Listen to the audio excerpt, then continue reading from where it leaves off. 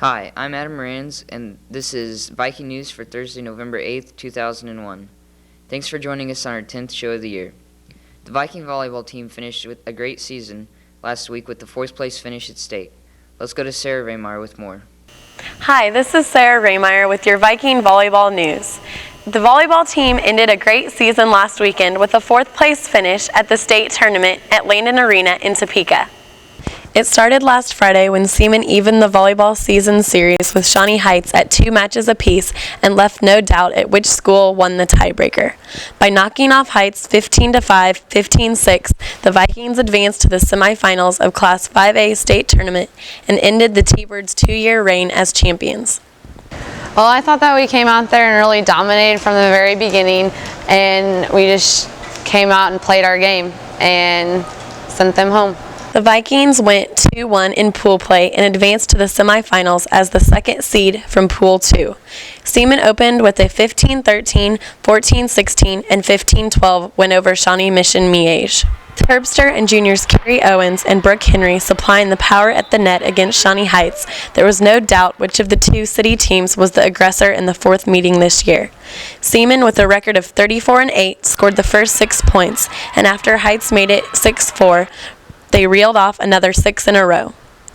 The Vikes fell behind 3-0 in the second game, but won 10 of the last 11 points to put away the T-Birds. I thought it would really help us carry over to beat Carroll, but Carroll was a good team. We had never seen anybody quite that tall this year in our regular season, and I just hope that the momentum that we took against Heights would have helped us on Saturday. Seaman came back immediately for its pool play 3rd match against Wichita Carroll with a record of 30-3, minus some of the emotion that carried them against Heights. In a mirror image of the Battle of Topeka, Carroll seized control in its early 15-12, 15-7 win over the Vikings. The Eagles rallied from a 3-2 deficit to make an 11-5 lead and hang on in the first game, and after digging out quickly from a 3-0 hole in the second game, cruised to win and be the top seed. Capon, we should have played a lot better against Capon and Wichita or Great Bend, but the girls have never made it this far in quite some time. So I think their nerves were a little up from making it to Saturday and being able to play in the top 4. I think overall we did a good job though. Eliminating the 2-time defending champion from the Class 5A state volleyball tournament wasn't enough for the Seaman Vikings, but it will have to do. Delighted to be playing in the semifinals Saturday after beating Shawnee Heights in pool play Friday, the Vikings lost both matches in the championship round and finished 4th. Wichita Capon Mount Carmel, riding the strong net play of a 6-foot senior, Leah Ratzlaff, beat Seaman 15-8, 15-9 in the semifinals. The Vikings then fell to Great Bend in the 3rd place match, 5-15, 15-7, 15-9. Seaman trailed from the start in its semifinal match with Capon after Ratzfeld accounted for 4 of the Crusaders' 5 straight opening points with kills or blocks. Capon jumped out to an 11-3 lead and never looked back.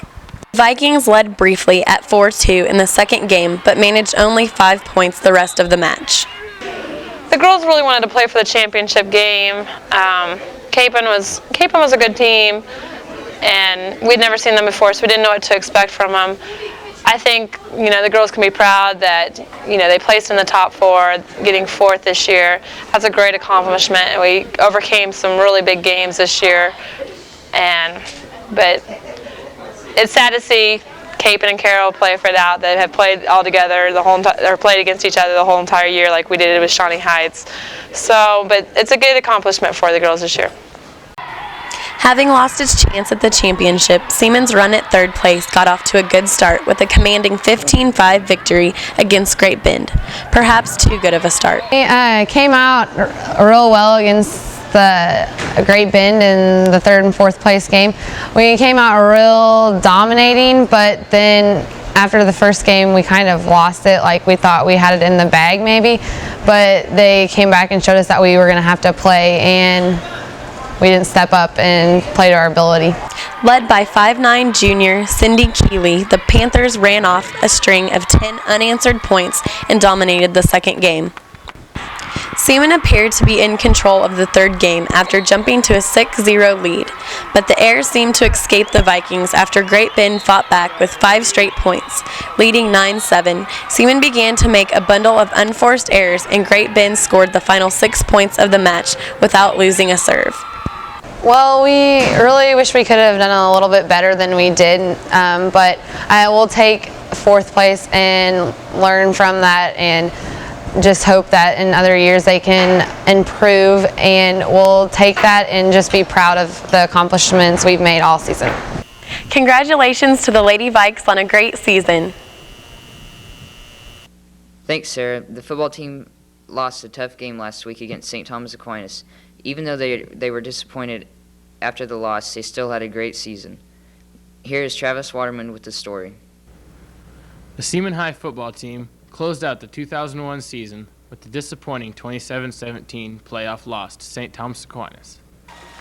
Seaman started off in the hole when Drew Moreno bolted 86 yards on the opening kickoff to put the Saints ahead 7.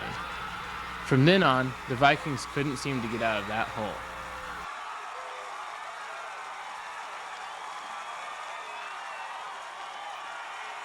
Six Seaman turnovers helped Aquinas account for 13 points and short-circuited most Vikings' attempts to rally.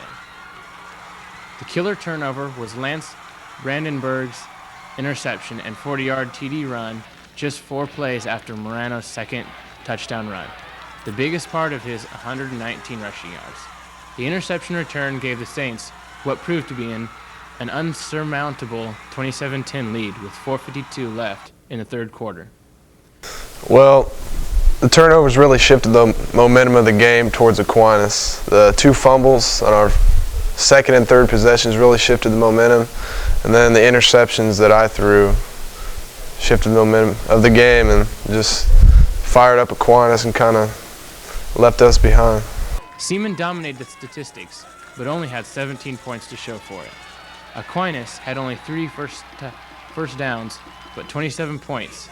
Seaman, in contrast, had 19 first downs, but all the Vikings' movement up and down the field meant little when 4 interceptions and 2 lost fumbles killed drive after drive and gave Aquinas scoring opportunities.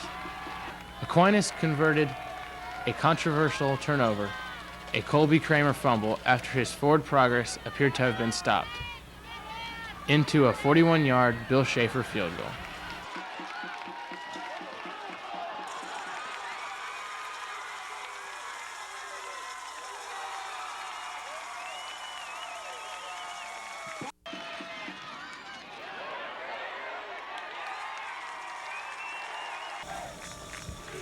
Seaman's Brent Lears later was hit with a fumble on what could have been called an incomplete pass, and Schaefer converted that into a 26-yard kick.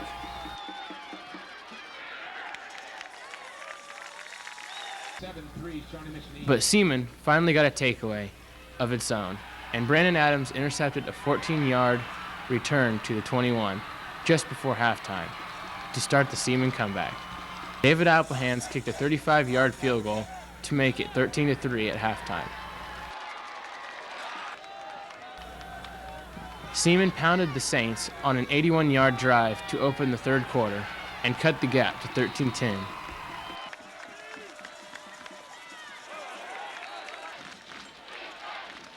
But on Aquinas' first play of the ensuing drive, Morano turned the corner and immediately blunted Seaman's momentum.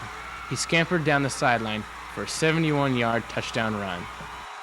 The kickoff return that Aquinas had kind of changed the momentum of the whole team, the whole game. Just kind of, for us, this dragged after that. Our defense stopped them a couple times, and our offense was dragging. But when offense stepped it up, our defense let them down by letting them get a touchdown, and that just kind of changed the momentum of the game. Everyone is proud of the Vikings football program and would like to wish the seniors best of luck in the future. Okay, we had a real positive season this year. We finished 9-1. Our kids did good. We didn't quite reach all of our goals, but we have to remember the positive parts of the season. Thanks, Travis. Please stay tuned for some upcoming events happening at Seaman High School.